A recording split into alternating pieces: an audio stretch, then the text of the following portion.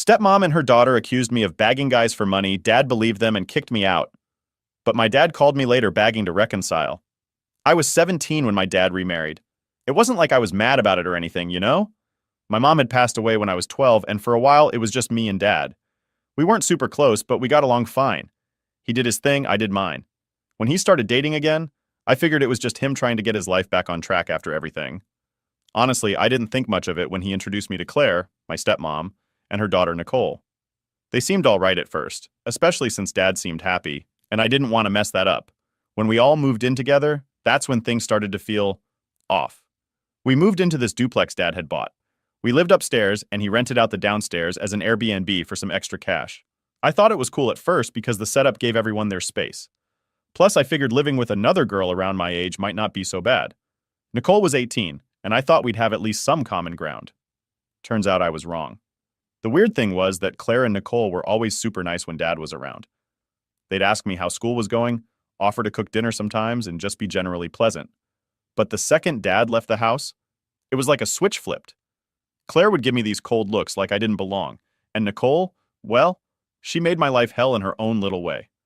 Nicole had this group of friends she'd hang out with who weren't exactly the best crowd. I'm not going to pretend I was some kind of angel or whatever, but the people she brought around the house were shady as hell. They were always whispering about stuff, doing things behind closed doors. And Nicole? She'd always have this smug look on her face like she knew something I didn't. At school, things weren't much better. Nicole acted like she owned the place. She was popular in that fake way, you know? The kind of person who everyone sucked up to because they were afraid of being on her bad side. And trust me, I ended up on her bad side real quick. I don't even remember what started it, but she made sure to make me feel like an outsider at every opportunity. She'd spread rumors, pick on me in front of others, and just generally made school unbearable. It wasn't just school, though. At home, she'd do little things to get under my skin. She'd take my stuff without asking, or if I had plans to hang out with friends, she'd accidentally tell them I canceled. Once I had this project I'd been working on for weeks, and she accidentally spilled coffee all over it. When I confronted her, she just shrugged and said I should have kept it somewhere safer. I couldn't say anything to Dad, because every time I tried, she'd play the victim and twist the story to make it seem like I was overreacting. Claire always backed her up too. It was like they were a tag team, ready to gang up on me whenever they had the chance. Dad didn't see any of it. He was too busy with work and making sure the Airbnb was running smoothly. Anytime I tried to bring it up, he'd brush it off, saying something like, "Nicole's just going through a phase. Don't take it personally." Yeah, easy for him to say when he wasn't the one getting bullied in his own house. The whole Airbnb thing was another problem. My dad rented the downstairs to random people almost every week. Some were fine, just tourists passing through, but others, let's just say they weren't the kind of people you'd want hanging around your house. Nicole noticed this too, but in a different way. She started bringing guys around, not the kind of guys who just wanted to hang out either. They were sketchy, and I swear they were involved in some illegal stuff. I even saw Nicole exchange things with them a few times when she thought no one was looking, but I couldn't prove anything. Things escalated when Nicole started sneaking down to the Airbnb with these guys. I didn't know what was going on down there, but I had a feeling it wasn't good. I tried telling Dad that something felt off about the people Nicole was hanging out with, but he brushed it off again, saying I was being paranoid. He trusted Claire and Nicole way more than he trusted me, and it showed. One night, something happened that made everything worse. Dad came home late from work, and as he was pulling into the driveway, he heard voices coming from the Airbnb downstairs. He thought it was just another guest, but when he checked the Airbnb app, there were no reservations for that night. Naturally, he assumed someone had broken in, so he decided to check it out. He went downstairs, and that's when he heard a guy's voice ask, "How much for full sex?" Yeah, Dad lost it. He stormed upstairs, thinking Claire had rented the Airbnb without telling him, or worse, that someone was using it as some kind of, pleasure house. He demanded answers, but Claire acted all confused, saying she didn't know anything about it. Dad went back downstairs, but by the time he opened the door, the guy had already jumped out the window with some girl. They were gone before Dad could get a good look at them. When I got home later that night, Dad was waiting for me, pacing the living room like a madman. He told me the whole story, and I tried to play it cool, but I was freaking out inside. The idea that someone might be using the Airbnb for that? It made me sick. I didn't know what to say, so I just mumbled something about it probably being some homeless people sneaking in. That's when Nicole walked into the room, acting all innocent like she didn't know what was going on. I could see right through her. But Dad? He didn't. He just looked at me and said, "We'll talk more about this tomorrow." And that was that. I barely slept that night, trying to figure out what was going on and how to deal with it. I had a sinking feeling that Nicole was involved somehow, but I had no proof. All I knew was that things were getting worse and I was stuck in the middle of it. The next morning was tense. Dad was already up before I was, which was unusual since he usually left for work early. When I walked into the kitchen, he was sitting at the table with a look on his face that instantly told me things were not going to go well. Claire was standing by the counter, acting like she was busy making coffee, but I could feel her watching me out of the corner of her eye. Nicole wasn't around, probably still in her room, pretending like nothing happened the night before. I barely had time to grab a piece of toast before Dad started. "We need to talk." That's never a good sign. I sat down across from him, trying to keep my cool, but my heart was racing. He looked tired, like he hadn't slept at all, and there was this weird tension in the air. Claire kept glancing over, but she wasn't saying anything, just letting Dad do all the talking. "About last night," he started, rubbing his face like he was trying to figure out the right words. "I talked to the police this morning." My stomach dropped. "Police? What the hell?" "They came by and said there was no sign of forced entry into the Airbnb. No broken windows, no tampered locks. The place was unlocked." He paused, looking at me like I was supposed to know what he was getting at. "Which means someone had a key." I nodded slowly, trying to follow, but I didn't know where he was going with this. "And Claire told me you asked for the spare key yesterday." That was news to me. "What? I never took the key." He shook his head, clearly not believing me. "She said you did." Now I could feel Claire's eyes on me, waiting for me to slip up or admit something. But I didn't have anything to admit because I never took the damn key. "I didn't ask for the key. I didn't even know there was a spare," I said, trying to keep my voice steady. "Why would I need it?"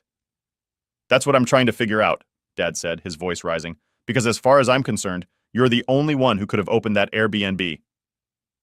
I was speechless for a second. My mind was racing, trying to piece everything together. Why the hell would he think I'd sneak into the Airbnb? Then it clicked. Nicole. She must have taken the key.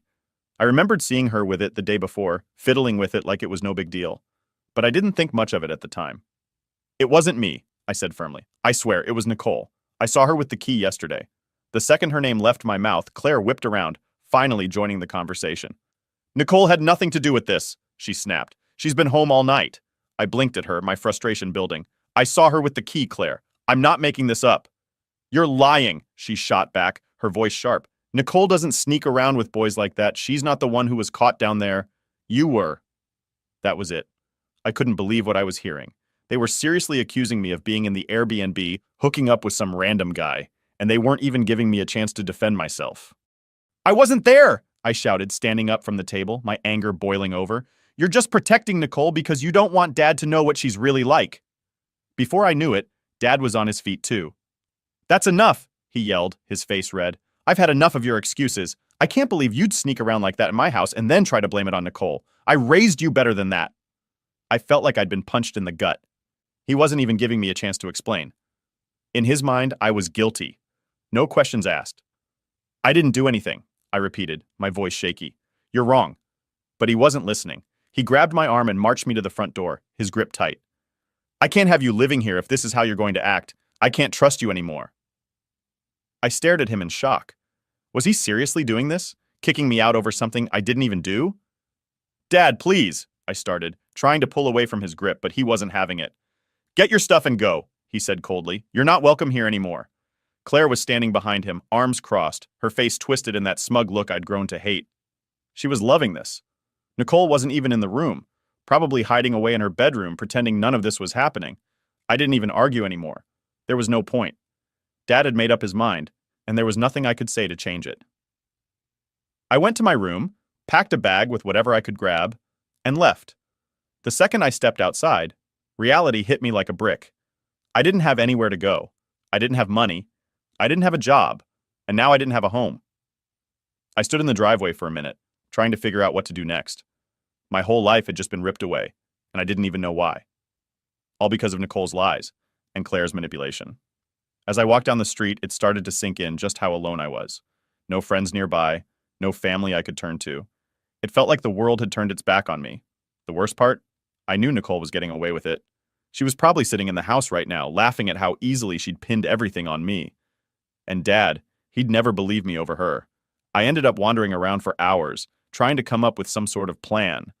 Eventually, I found a place to crash for the night, but it wasn't much. I was scared, confused, and angry all at the same time. How did things go so wrong so fast? As I lay there staring up at the ceiling, all I could think about was getting revenge. I wasn't going to let Nicole and Claire get away with this. I didn't know how yet, but I was going to clear my name and show Dad the truth, no matter what it took. I had never thought I'd end up homeless. Not like this, anyway. I wasn't prepared for it at all.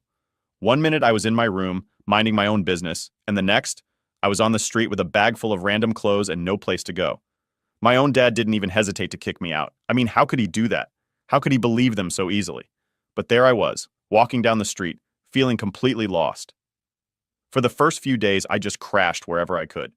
Sometimes I stayed with a friend who didn't ask too many questions, but I knew I couldn't stay there forever. I didn't want to explain the whole thing to anyone either. It was embarrassing, you know? Telling people that your dad kicked you out because your stepmom and her daughter lied about you? I didn't have the energy for it. Money was the next big problem. I didn't have a job, and I wasn't in school anymore, so finding one felt impossible. Most places wouldn't hire me without some kind of experience or diploma. I'd walk around all day looking for any kind of work, anything that could help me get back on my feet. But it felt like no one wanted to give me a chance. That first week was the worst. I slept in bus stations, libraries, anywhere I wouldn't get kicked out of. I kept thinking, why me? Why did this have to happen to me? It's hard not to feel sorry for yourself when your whole world falls apart like that. I didn't have anyone I could call for help, not really. And it wasn't like I could just go crawling back to my dad's house, not after the way he treated me. I didn't even want to see Claire or Nicole again, not if I could help it. After a couple of weeks, I finally got a break. There was this small diner on the edge of town that was hiring for a part-time dishwasher. The pay wasn't great, but I didn't care. It was something.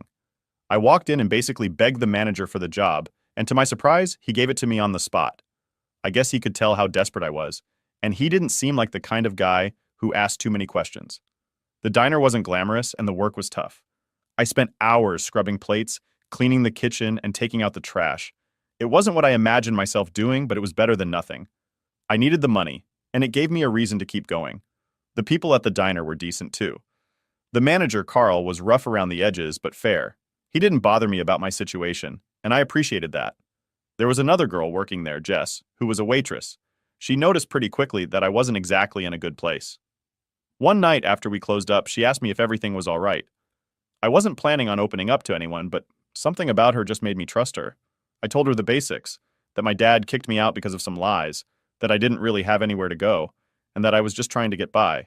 She didn't judge me, which was a relief. Instead, she offered to let me crash on her couch for a while. No strings attached. I didn't know what to say. I didn't want to be a burden, but at the same time, I couldn't keep sleeping in random places forever. So, I said yes. Staying with Jess was a game changer. For the first time in weeks, I didn't have to worry about where I was going to sleep. She had this small apartment downtown, and while it wasn't much, it felt like a palace compared to where I had been staying. I had my own space on the couch, and she didn't ask for rent or anything. She just wanted to help. Living with her wasn't perfect, though. I still felt like an outsider, like I didn't belong anywhere. Every day I thought about my dad and how he hadn't even tried to reach out to me. It hurt more than I like to admit. I kept replaying the fight in my head, wondering what I could have said or done differently to make him believe me. But deep down, I knew it wasn't about what I said. It was about Nicole and Claire. They had him wrapped around their fingers, and nothing I could have done would have changed that. While I was trying to figure things out, I kept working at the diner, saving up whatever little money I could. Jess was cool about me staying with her, but I didn't want to overstay my welcome. I wanted to stand on my own 2 feet again, even if it seemed impossible at times. After a couple of months, things started to look up. I saved enough to get my own place, a small rundown room in a shared house. It wasn't much, but it was mine. I could finally stop relying on other people. The room was tiny, just enough space for a bed and a dresser, but it felt like I was rebuilding my life, piece by piece. Slowly, I started to feel like myself again, even if I was still haunted by everything that had happened. I didn't hear from my dad at all during this time. Not one phone call, not even a text. It was like I didn't exist to him anymore, and that stung. Part of me wanted to call him, but I wasn't sure if I could handle another rejection, so I just left it alone. Then one day, out of nowhere, I met this guy at the diner. He came in for lunch and we started talking while I was cleaning up the tables. His name was Tyler, and he was probably the first person in months who didn't make me feel like a complete mess. We hit it off right away. He was funny, down to earth, and didn't ask too many questions about my past. He seemed to like me for me, not for what had happened to me. After a few weeks of getting to know each other, we started hanging out outside of work. It was nice, having someone to talk to and spend time with who wasn't tied to all the drama I'd been through. Tyler didn't care about my messy family situation, and for the first time in a long time, I felt like I could breathe again. He gave me hope, you know? Hope that things could get better, that maybe I wasn't as alone as I thought. Looking back, those first few months after getting kicked out were some of the hardest I'd ever been through. But I survived. I found a job, made new friends, and even though it still hurt, I was starting to move on. Every day, I reminded myself that I didn't need my dad or Claire or Nicole to define who I was. I was stronger than that. But as life usually goes, just when I thought things were settling down, everything took a turn again. And this time, it wasn't something I could ignore.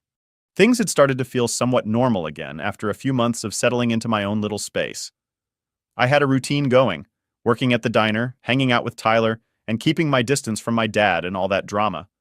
I wasn't over it, not by a long shot, but I was doing my best to push it to the back of my mind. Then one day, out of nowhere, my phone buzzed while I was on break at the diner. I glanced at the screen and froze. It was my dad. I hadn't heard from him since the day he threw me out. For a second, I just stared at the phone, not sure if I should even pick up. I mean, after everything, what could he possibly want now? But something in me, it was like this instinct or something, made me swipe the screen and answer. "Hello?" I said, trying to keep my voice steady. There was a pause on the other end, like he didn't expect me to actually pick up. Then I heard him sigh, like he was relieved or something. "Hey, it's me."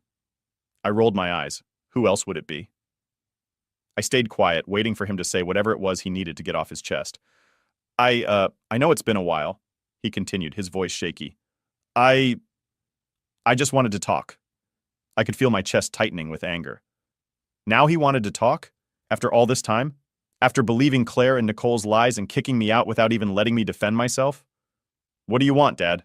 I asked, not even trying to hide the frustration in my voice. He cleared his throat, and I could hear him struggling to find the right words. "Look, I made a mistake. A big one. I know I should have listened to you. I should have believed you, but I didn't." There it was.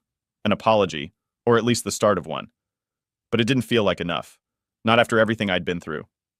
"Yeah, you should have," I shot back, the words coming out sharper than I meant. "You threw me out, Dad. You didn't even give me a chance to explain." "I know," he said quickly, like he was trying to stop me from going off. "I know, and I'm sorry. I was wrong. I was stupid. I didn't want to believe that Nicole or Claire could do something like that. I didn't want to believe it, so I convinced myself it had to be you." I sat there in silence, letting his words sink in. He didn't want to believe it? That was his excuse for throwing me out onto the street? "I found out the truth," he added quietly, almost like he was ashamed. "I know it was Nicole. I saw it with my own eyes. I installed cameras in the Airbnb after you left, and well, it wasn't long before I caught her sneaking in, guys. She was the one using the place, not you." Hearing him admit it didn't bring the relief I thought it would. I mean, yeah, I was glad he finally knew the truth, but it didn't change what had happened. It didn't erase the fact that he kicked me out without a second thought, all because he didn't want to see the truth right in front of him. I don't know what to say," I muttered, staring at the floor of the break room, my emotions all over the place. "You didn't believe me, Dad. You just threw me out like I didn't matter." "I know," he said again, and I could hear him choking up. "I'm so sorry. I can't even begin to make up for what I did. But I'm begging you, please, can we talk? Can we fix this?" "Fix it? How do you fix something like this? How do you just go back to normal after everything?" I didn't know what to say. Part of me wanted to hang up, tell him it was too late, that he'd made his choice. But another part of me, a small part, missed him. Despite everything, he was still my dad. "I don't know, Dad," I said, trying to keep my voice steady. "I don't know if I can just forget what happened." "I'm not asking you to forget," he said quickly. "I just want to make it right. Please, just give me a chance." I sat there, biting my lip, trying to figure out what to do. Was it worth it? Could I even trust him again after he'd sided with Claire and Nicole so easily? I felt torn between wanting to fix things and wanting to keep my distance, to protect myself from getting hurt again. "Where's Nicole now?" I asked, needing to know if she was still in the picture. He hesitated before answering. "She's staying with her mom's sister for a while. I couldn't have her here after everything. I needed time to think." That didn't surprise me. He probably sent her away to save face, to make himself feel better about what he'd done, but at least she wasn't around, which made the idea of talking to him a little easier to swallow. "I'll think about it," I finally said, my voice barely above a whisper. "But I'm not promising anything." There was a long pause on the other end, and I could hear him take a deep breath, like he was relieved just to have a chance. "That's all I'm asking for," he said softly. "Thank you." We hung up after that, and I sat there for a long time, staring at my phone, wondering what I'd just agreed to. Was I really ready to face him after everything? Could I even forgive him? When I told Jess about the call later that night, she gave me this look like she wasn't sure if I should trust him. And honestly, I didn't know if I could either. But at the same time, a part of me wanted to believe that maybe, just maybe, my dad was telling the truth. That maybe he really was sorry. The next few days were rough. I kept thinking about the call, replaying it over and over in my head, trying to figure out what I should do. I didn't talk to Tyler about it yet. I wasn't ready for that conversation. But I knew eventually I'd have to make a decision. Was I going to meet with Dad? Or was I going to walk away for good? The whole thing weighed on me. I couldn't focus at work, and even when I was with Jess or Tyler, my mind was elsewhere. I kept waiting for something to click, for some sign to tell me what the right move was. But no sign came. It was up to me to decide. I spent the next week going back and forth in my head, trying to figure out what to do about my dad's call. I mean, it was like a weight was hanging over me and I couldn't shake it. Part of me was still angry, like really pissed off that he just threw me out without even listening. But then there was that other part of me, the one that missed him, that wanted things to be different. It wasn't easy to just forget all the good moments we had before Claire and Nicole came into the picture. Jess kept telling me to take my time, that I didn't owe him anything, which was true. But the more I thought about it, the more I started to wonder if I was being stubborn. Was I holding on to my anger too much? Would meeting him really be that bad? Or would it just reopen old wounds that I'd been trying to heal? A few days after the call, Tyler and I were sitting at a park, just talking about random stuff. I hadn't brought up the whole thing with my dad yet, mostly because I didn't want to make it a bigger deal than it already was. But I guess Tyler could tell something was off. "You've been quiet lately," he said, looking over at me. "Everything okay?" I shrugged, picking at the edge of the bench. "I've just got a lot on my mind." He nodded like he understood, but then he paused, waiting for me to say more. And I realized I couldn't keep it bottled up anymore. "So," I told him. I told him about the call, about how my dad finally admitted that Nicole was the one sneaking guys into the Airbnb, and how now he wanted to meet and make things right. Tyler didn't say anything right away, just listened. That's one of the things I liked about him. He didn't rush to give advice or try to tell me what to do. He let me vent, and it felt good to get it all out. "So, what do you think you're going to do?" he asked after I finished. "I don't know," I admitted, leaning back against the bench. Part of me wants to meet him just to hear him out, but the other part of me, I'm scared. What if he just hurts me again? What if he's only saying sorry because he feels guilty now that he knows the truth? Tyler thought about that for a second, then looked at me seriously. "You have every right to protect yourself. If you're not ready to forgive him, then you don't have to. But maybe meeting him isn't about forgiving him right now. Maybe it's just about hearing what he has to say." I let his words sink in. It wasn't like I had to forgive my dad right away, right? But maybe hearing him out would give me some closure at least. Maybe it'd help me finally put all this behind me one way or another. The next day, I decided to meet him. I texted him, keeping it short. "I'll meet you, tomorrow. Same place we used to go for breakfast." It was this little diner we used to go to when I was younger, before Claire and Nicole came into our lives. I figured it was neutral territory, somewhere that didn't have all the memories of the house and everything that went down there. The next morning, I got there early, mostly because I didn't want to feel rushed walking in. I sat in the booth, fidgeting with my phone, my heart racing. I didn't know what I was expecting, but I kept running through different scenarios in my head. What if he started apologizing the second he walked in? What if he blamed me again? What if he didn't even show up? But about 10 minutes later, the door opened, and there he was. My dad. He looked different, like he'd aged overnight. His face was tired, and his hair was a little grayer than I remembered. He walked in slowly, like he wasn't sure if I'd actually be there. He spotted me and gave a small nod before walking over and sitting down across from me. For a minute, neither of us said anything. It was just awkward silence. I didn't know where to start, and he looked like he was still trying to figure out what to say. Finally, he cleared his throat. "Thanks for meeting me." I nodded, not really trusting myself to speak just yet. I didn't want to come off too angry, but I also didn't want to act like everything was fine. "I've been thinking about what happened. A lot," he said quietly, his hands resting on the table. "And I know I messed up. I should have listened to you. I should have trusted you instead of jumping to conclusions." Hearing him say it out loud made something inside me relax just a little. At least he wasn't here to make excuses. I didn't want to believe that Nicole or Claire could be involved in something like that, he continued, shaking his head. "I didn't see it. And because of that, I lost you." That hit me hard. I could see the regret on his face, and I knew he wasn't faking it. But still, that didn't erase what had happened. "You didn't just lose me," I said, my voice shaky but steady. "You threw me out. You didn't even give me a chance to explain. You believed them over me, your own kid." "I know," he said quickly, nodding. "I know, and I'm sorry. I don't know how to make it right, but I want to try." There it was. He was sorry. He wanted to fix things. But could I let him back in after everything? Could I trust him not to hurt me again? "I don't know if I can forgive you," I said, looking down at my hands. "It's not that simple." "You hurt me, Dad. You didn't even try to hear me out." He nodded again, like he expected that answer. "I understand. I'm not asking for forgiveness, not right away. I just want to be part of your life again, if you'll let me." We sat in silence for a few minutes, both of us just taking it all in. I didn't know what to say. I wasn't ready to forgive him, but I wasn't ready to cut him off for good either. "I'll think about it," I finally said, looking him in the eye. "But things are different now. You can't just expect me to act like everything's okay." "I wouldn't expect that," he said quietly. I want a chance to prove that I'm sorry, that I've changed." We left it at that. He paid the bill, and we went our separate ways.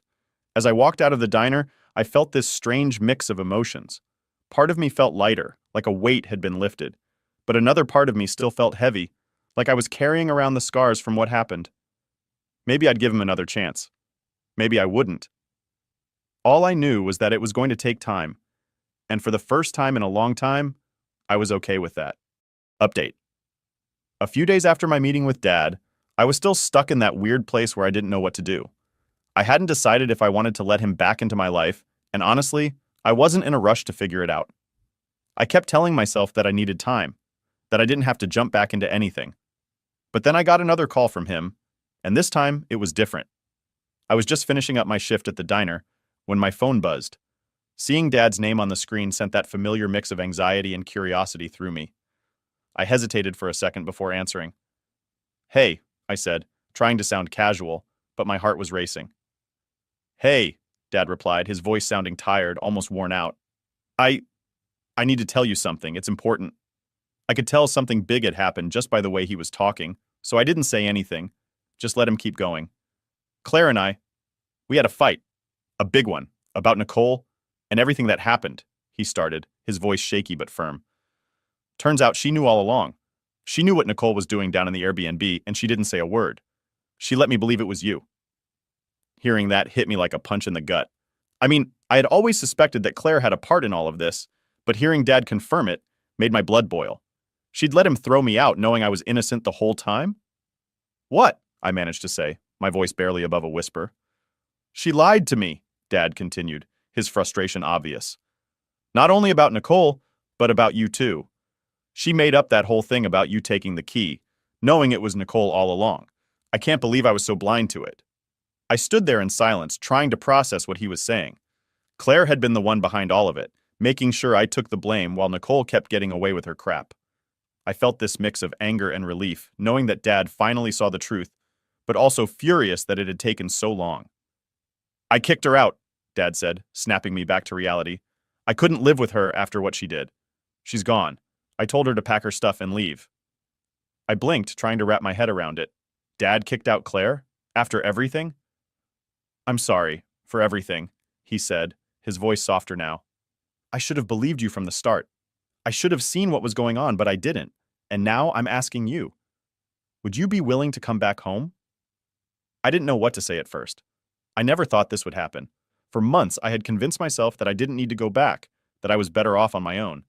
But hearing Dad now, hearing the regret in his voice, made me realize how much had changed. He wasn't the same man who had thrown me out. He knew the truth now, and he wanted to make things right. I don't know, Dad, I said honestly. You hurt me. A lot. It's not easy to just forget that. I know, he said quickly. I'm not asking you to forget. I just want to make things right. I want you to come home and we can try to rebuild what we had. No more Claire, no more lies, just us. I stood there, my mind racing. Part of me wanted to say yes, to go back and finally have the home I'd been missing. But another part of me was scared. What if things didn't change? What if it was just another mistake waiting to happen? Let me think about it, I finally said, not ready to give him an answer right then. Take all the time you need, Dad replied. I'm sorry, and I hope you can find it in your heart to give me another chance. We hung up after that, and I sat down, my head spinning. I never thought I'd be in this position, where Dad was asking me to come back home. I didn't know what to do, but at least now, I had options.